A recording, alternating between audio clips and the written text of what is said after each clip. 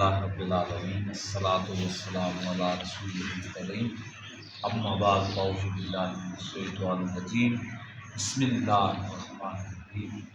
حضور نبی کریم صلی اللہ علیہ وآلہ وسلم کا فرمان رضوان ہے کہ جب بندہ سوتا ہے نا رات کو تو شیطان 3 گرے بندے کے سر پہ لگاتا ہے، سر پہ 3 گرے شیطان ڈالتا ہے۔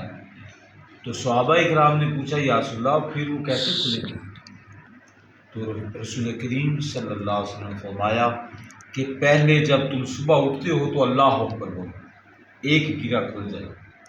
پھر فرمایا کہ دوسری گرہ تم وضو کرو گے تو کھل جائے، اور تیسرا نبی کریم صلی اللہ علیہ وآلہ وسلم نے فرمایا کہ جب تم فجر کی نماز پڑھو گے تو تیسری گرہ بھی کھل جائے۔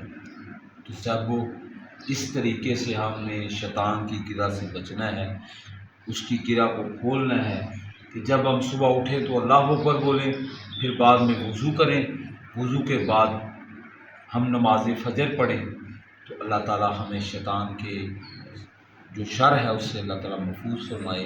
اللہ تعالیٰ مجھے اور آپ کو